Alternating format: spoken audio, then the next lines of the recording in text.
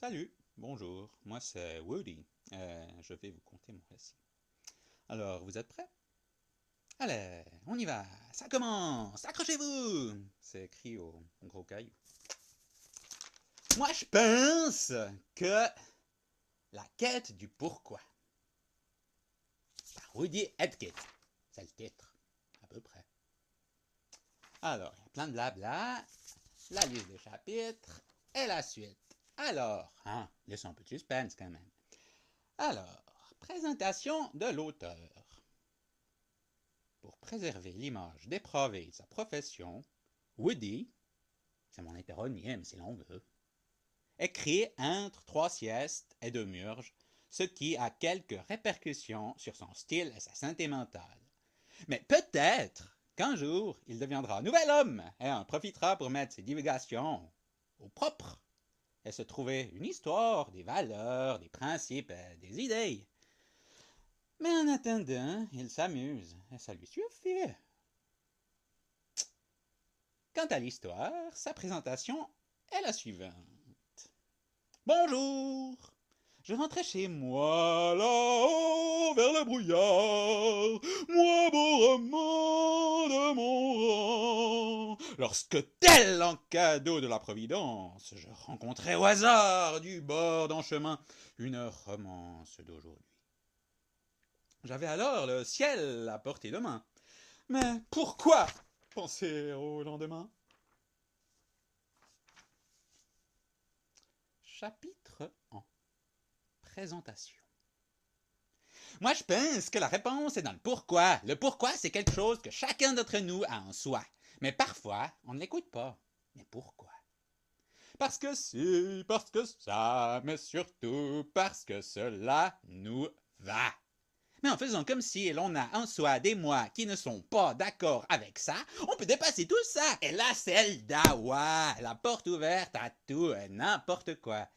Et n'importe quoi, ça peut faire peur, hein, mais certains disent que sans peur, il n'y a pas de bonheur. Et puis mince, c'est bon les pâtes au beurre avec des choux, ça c'est la fleur. Pour en revenir à moi, je suis lui ou toi, je suis n'importe qui, je suis tout le monde, je suis nous ou moi, bref, je suis plusieurs dans mon monde. Je pense ce que je ne pense pas, et je ne pense pas ce que je pense, et en plus, je m'en gave la panse. Un beau jour de printemps, ou peut-être une froide nuit d'hiver, alors que je m'étais sans doute endormi, soudain surgit une ribambelle d'étranges personnages venant de nulle part, comme avant dans mes rêves d'enfant. Je ne les connaissais pas, mais semblais pourtant en connaître 2 ou 3. Et comme il s'agissait là d'une bande de fiers à bras bien sympas, ma soif de connaissance m'a convaincu de les convier à boire jusqu'à déchéance. C'est là que commença la quête du pourquoi. Du moins, c'est comme ça que je l'appelle maintenant. Mais sur le moment, je faisais moins le fier. Ah ça! Oh là là! Ça envoie une bande de moi! De quoi en faire pleuvoir toute une année. C'est d'ailleurs ce qui arriva, mais chaque chose en son temps. Ce qui, au fil du temps, j'ai appris à appeler moi. C'est l'ensemble de ces comparses quelque peu originaux qui se manifestaient plus ou moins sporadiques à moi. Parfois j'avais l'impression qu'ils étaient dans ma tête comme des envahisseurs, prenant contrôle de mon être.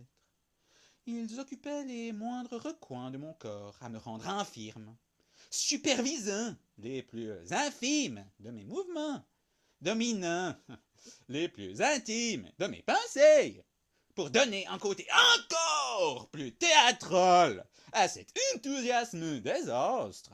C'était comme s'il s'accaparait l'essence même de ma personne, rendait douloureux et surtout les plus subtils trémolos de ma voix, rétrécissait ma vision du monde par le prisme de leurs yeux, bref, me faisait merdouiller en cœur par leurs fautes. Je ne pouvais non plus même, ne serait-ce que songer à les éloigner, puisque je n'étais rien de plus qu'un vulgaire pantin dans leurs mains. bien debout, mal assis, à l'agonie, dans long voyage. Au bout de la nuit, j'ai choisi de les appeler moi. Mais bière qui soif ne donne qu'y des peu clairs, et rien n'est gravé dans la pierre. Alors libre à toi ou à chacun de les appeler Louis, Pierre, Ferdinand, Claire ou Céline. À l'occasion, j'étais saisi comme d'une sensation étrange. Il me semblait là et à la fois ailleurs. Rien de religieux là-dedans, non, rien de comparable à l'apparition d'un ange. Dans une grange, j'avais cependant l'impression de me retrouver sous le joug de l'œil joueur, non voyeur. D'ailleurs, en jour, en clubbeur chamailleur, dans un séant ensemble, tailleur, débardeur m'a dit dans ton gouailleur. C'est le privilège de la fange de réussir le challenge du subtil mélange qui te permettra de t'échapper comme une mésange de ce qui te démange. Si tu veux, je te l'échange contre une orange. Bien qu'il ne m'inspirât pas spécialement confiance, j'en ai néanmoins aperçu dans ses yeux qu'il me comprenait, que lui aussi avait ses moi à lui qui le tiraillaient. Et il semblait avoir trouvé une manière de s'en accommoder, ce qui, d'une truculente façon, me rassura, me fit réaliser que je n'étais pas nécessairement condamné à me laisser accaparer par ces envahissants personnages. À suivre bientôt, lorsque l'auteur aura fini sa sieste.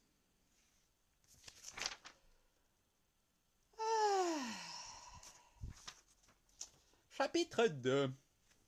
La suite.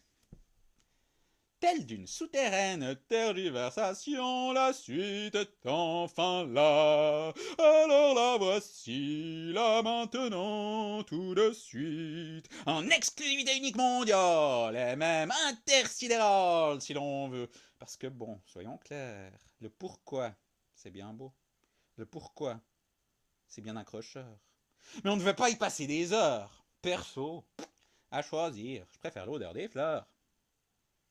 Fleurs d'automne, couleur qui chante, doux son qui résonne au gré d'une syllabe monotone.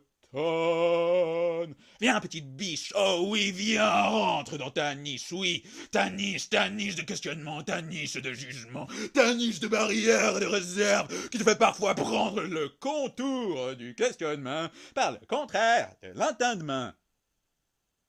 C'est par ces doux sons que le chant du loup-garou se distingua donc alors de toutes ces tergiversations et s'installa pleinement dans la quintessence de l'application maladive de sa conscience. Enfin, sa conscience, la conscience du tout, surtout. C'est bien plus fun que de s'efforcer d'essayer de répondre à des questions que l'on sait ne pas réellement nous intéresser. Ce chant si beau, si simple et pourtant si complexe à la fois, cette jolie chanson n'est autre que celle du naturel des choses. C'est pourquoi Iggy se dit un jour qu'il valait mieux peut-être simplement être et laisser faire, avec pour seule conscience que de ressentir pleinement faire partie de ce grand tout. 4 paragraphes, et hop, déjà un caillou dans le genou, ou l'envie d'une pause qui se fait sentir. À plus les gugus. Merci, Tortus. L'influence d'une partie de pétanque sur la marche du monde se reflète parfois simplement dans l'interprétation que l'on veut bien lui donner. Alors oui, vient des jours au bout, les baptisés, une partie de tennis, c'est oublié, puis un petit golf pour continuer. Bref, la guerre, c'est quand même bien plus rigolo quand c'est pour de faux. Alors pourquoi certains préfèrent-ils encore la vraie? Oh, ça, il faudrait demander à leur maman, leur papa, leur conjoint ou un spécialiste. Mais au final, la guerre, elle s'en fout. La guerre, ce qu'elle veut, c'est de la chair à canon bien faite aux idéaux d'une puissance dangereuse qui les rend grands en combattant ceux d'un autre. Alors qu'ils seraient tellement plus grands de partager des idéaux compatibles entre tous. Bordel de merde. Excusez-moi, c'est la foi qui parle, on va dire ça comme ça. Mais la grandeur n'est seule que celle que l'on se fixe. Alors, hop, y va. Comment là-bord? Fixe? Ah, tranquille, au bord. Fixe. À la chasse aux idées. Fixe, comme le chien ou celui d'Astérix.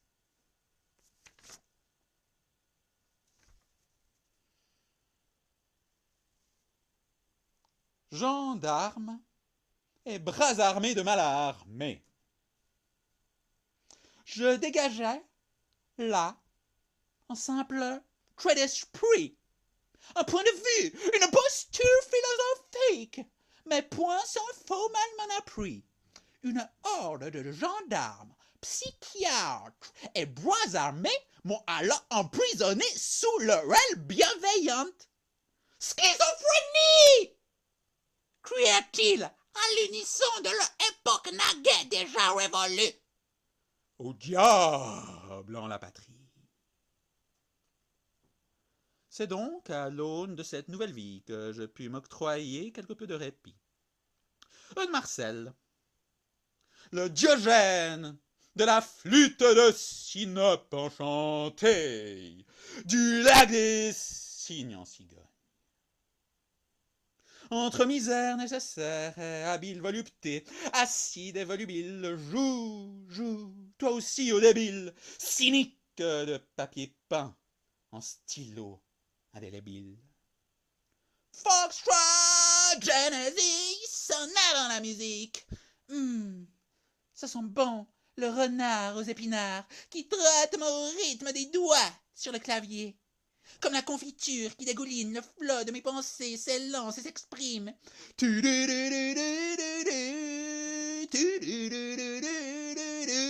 Chapeau pointu, voiture, lutte et procède-le comme tu veux. Mais sache que rien n'est plus belle que toi sous mes yeux. C'est pourquoi, à toi, misère, je me permets ce petit essai sur la folie aux anses larges du terme qu'est la vie. La vie!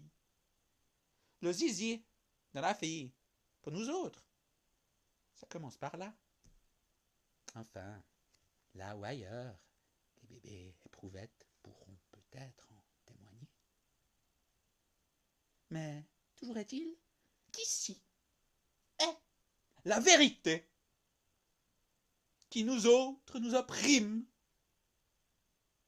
Ensuite, qu'est-ce qu'il se passe? Une suite d'événements, un subtil agencement de moments qui en font quotidiennement la magie de l'instant. Alors merci pour tout. Merci papa. Merci maman. Parfois dans la vie, il y a des moments de latence, des moments dans lesquels l'attente se fait ressentir de manière plus présente.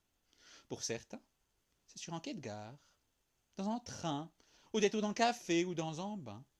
Pour d'autres, c'est au travail, sur un moque à rêver de cueillette de bananes. Mais alors que faire? Toi aussi deviens G.I. Joe, le plus grand de tous les héros, et construis ta cabane, ta charpente, ta charmante bâtisse, oui. Comme Thoreau, c'est du moins ce qu'ils annonçaient à la météo, Marie Matteo, source fiable. Je l'ai vu aux infos. Un guignol, gogol, pour les plus frivoles.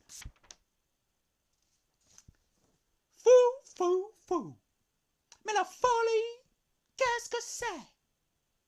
Ça reste assez délicat à le définir, puisque c'est propre à chacun.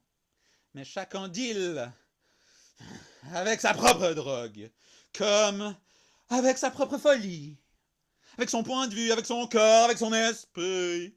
Les flamants sont roses et les cocos sont rouges, sors donc d'y voir tes bottes de là, histoire de voir jusqu'où ça y va. Une nuit, une journée, une vie d'amour, selon mes propres dires. Chouette, cadeau de Noël, cette proposition. On va gambader dans les flocons et hop, tout est bon. Mais tout n'est pas si simple, mon petit mouton me racontait l'autre jour tonton du camp. Du camp Swift, en américain, très très bien. Surtout pour nous faire son baratin, nous rétorquer à l'autre chrétien. Que nenni, sans lui, nous ne sommes que des chiens. S'esclava le jeune chérubin, un manque de câlin, qui dressait alors son portrait. Difficile alors s'en faire une idée très précise, félicita, concise, Madame la Marquise. Se faire violence, se faire confiance, allez viens aussi, entre donc dans la danse, tu verras, c'est la transe. Une marquise, une comtesse, un baron, un pochetron. C'est en posant les bonnes questions que l'on rencontre les bonnes personnes. Et c'est généralement là que ton personne te dit dans ton monotone. Ce soir, et d'heures et d'avant, tu ne vois plus personne. Me dis pas que je te vois pas. Toi, si je te vois, toi qui ne veux plus être pour moi personne. Oh, ça sonne. 6h55. Les clochettes sont dans la radio et la chienne, l'animal canin, matine tranquille dans le jardin. Qu'en est-il de l'autre, dirait l'autre? C'est pas vos oignons, c'est les nôtres. À nous autres, tristes apôtres. Aïe, aïe, aïe, l'ours a confiance lorsqu'il entre dans la danse, forme un formidable porte-clés.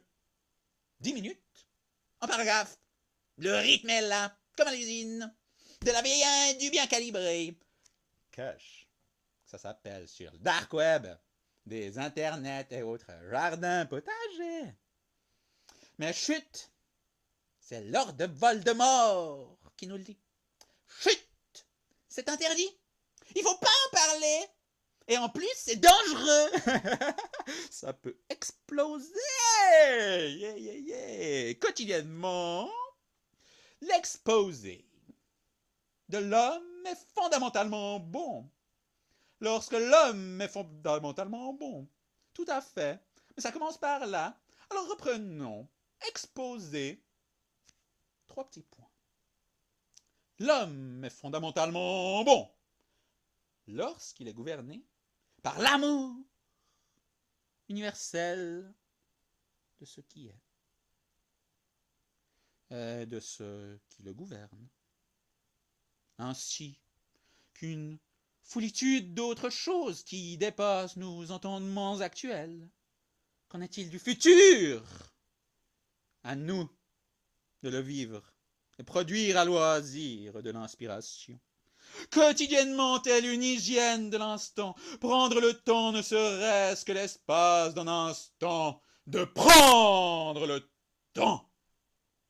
Au moins de temps en temps, quand s'annonce le printemps ou simplement pour célébrer et savourer ponctuellement le moment présent. Allez, à tout de suite, à bientôt. À dans un moment, mais pas maintenant. C'est trop fatigant.